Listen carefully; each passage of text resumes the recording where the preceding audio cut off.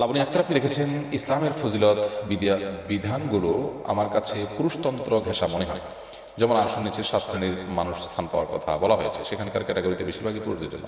এবার আপনার মতামত কি? লাবণী আক্তার বোন, আল্লাহ আপনার প্রতি রহম করুন। আপনার যে চিন্তা বা আপনার মধ্যে যে ভাবনার উদয় হয়েছে, এটা ইমান বিধ্বংসী বিষয় পর্যন্ত নিয়ে যেতে পারে। এই জন্য আমার মনে হয় আপনার প্রথমত ইস্তেগফার করা উচিত এবং আল্লাহর প্রতি আপনার পরিপূর্ণ আস্থা থাকা উচিত। আল্লাহর প্রতি আস্থার ঘাটতি আসলে তো ইমান থাকলো না, বেঈমান হয়ে গেলেন। আল্লাহ রাব্বুল আলামিন নারী পুরুষ সকলকে নেক আমলের ক্ষেত্রে সমান করেছেন। কোরআনে কারিমে আল্লাহ তাআলা বলেছেন, মান আমিলা সালিহাম মিনকুম মিন যাকারিন আও উনসা। নারী এবং পুরুষ তোমাদের মধ্য থেকে যে নেক আমল করবে, যেই ভালো কাজ করবে, ফালানুহিয়ান্নাহু হায়াতান তাইয়্যিবা, সেই দুনিয়াতে পবিত্র জীবন পাবে। ওয়া লানাজজিয়ান্নাহুম আজরাহুম বিআহসানি মা কানু ইয়ামালুন, এবং তাদের কর্মের সর্বোত্তম বিনিময় আখিরাতে পাবে, সেটা নারী হোক আর পুরুষ হোক, কোনো ভেদাভেদ নেই। এভাবে গোটা কোরআন জুড়ে আপনি এই ঠিক একই ধরনের আয়াত অনেকগুলো পাবেন।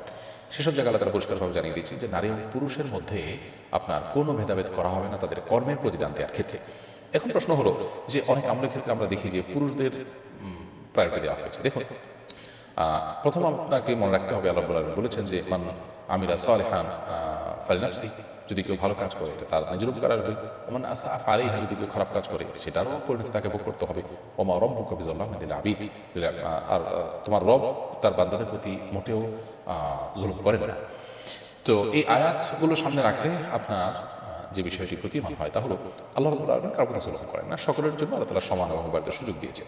কোনো জায়গায় আল্লাহ রাব্বুল আলামিন যদি কারোর জন্য ইবাদতের সুযোগ বেশি রাখেন, তাহলে আপনার নিশ্চিত হতে হবে যে নিশ্চয়ই অন্য কোনো দিক থেকে তিনি পিছিয়ে আছেন। এটা আল্লাহ তাআলা কভার করেছেন। এটা দিয়ে ধরুন পুরুষরা, এটা জাস্ট বোঝার জন্য আমি নিজে থেকে একটা দৃষ্টান্ত দিচ্ছি, উপমা দিচ্ছি যে পুরুষরা বাহিরে যে কাজ করে, তারা বহু মানুষের তাদের মিশতে হয় এবং উপার্জন করতে গিয়ে সেখানে হালাল হারাম মেনটেন করতে হয়, মানুষের সাথে ঝগড়া ফাসাদ না করে নিজেকে নিয়ন্ত্রণ করতে হয়। অনেক বিষয় আসা আছে যেগুলো নারীদের করতে হয় না মোটা দাগে। তাহলে পুরুষদের নেকামল ধরে রাখাটা অনেক টাফ। অতএব সেটা কভার করার জন্য তাদেরকে যদি কিছু নেকামলের বিশেষ সুযোগ দেওয়া হয়, তাহলে সেটা অবশ্যই জুলুম নয়। কার জন্য কতটুকু দরকার সে মাপঝোপ আমরা পৃথিবীর মানুষ, আল্লাহর সৃষ্টি হিসেবে আমাদের যত প্যারামিটার আছে, মিটার আছে, আমাদের যত যন্ত্র আছে, এগুলোতে যতভাবে আমরা মাপি না কেন, আল্লাহ রাব্বুল আলামিনের পরিমাপ সেটা হবে সবচেয়ে সূক্ষ্মাতি সূক্ষ্ম। বিধায় আল্লাহ তাআলার প্রতি এই মানে আস্থা আমাদের থাকতে হবে। এটা হল প্রথম কথা। দ্বিতীয় কথা হলো যে আপনি যেমনটি বলেছেন যে কিছু জায়গায় পুরুষদের জন্য স্পেশাল সুযোগ দেওয়া হয়েছে, ঠিক একইভাবে মেয়েদের জন্য অনেক জায়গায় স্পেশাল সুযোগ দেওয়া হয়েছে। আর সবচেয়ে শাস্ত্রীয় মানুষের কথা বলেছেন, সেখানে শব্দে হাদিসের ভাষায় হয়তো যুবকের কথা বলেছেন যে যুবক তার চরিত্র খেলাধ করলো, এই কথা যুবকের জন্য প্রযোজ্য হবে।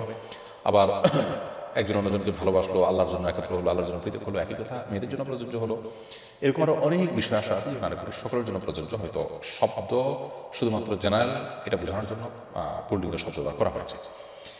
আবার কিছু কিছু ক্ষেত্রে পুরুষের জন্য খাস, যেন জুমার দিন, যেমন জুমার দিন মসজিদে আগে আগে যাওয়ার ফজিলত আছে, মহিলাদের জন্য সেটা নাই। তো মহিলাদের জন্য আবার স্পেশাল কিছু যেটা পুরুষের জন্য না। যেমন সবসময় কথা নবী করিম সাল্লাল্লাহু আলাইহি ওয়াসাল্লাম বলেছেন, কোন নারী যখন তার পাশে নামাজ পড়বেন, পুরুষ মসজিদে গিয়ে নামাজ পড়ে যে সওয়াব পাবেন তিনি তার চেয়ে বেশি পাবেন। তাহলে আপনি সওয়াব তো তার চেয়ে বরং বেশি পাওয়ার সুযোগ থাকবে। আচ্ছা, এরপর অনেক জায়গায় আমরা দেখি যে মহিলারা তাদেরকে আল্লাহ কিছু অপশন দিয়েছেন। বাচ্চা প্রসবের সময় যদি কোনো নারী মারা যান, শাহাদাতের মর্যাদা পাবেন। এখন কোনো পুরুষ যদি কাজ করতে করতে উনি মারা যান, তাহলে তিনি তো শাহাদাতের মর্যাদা পাচ্ছেন না, কোনো কথা বলা হয়নি। এখানে তো নারীকে বিশেষ সুযোগ দেওয়া হয়েছে, এটা পুরুষের জন্য প্রযোজ্য নয়।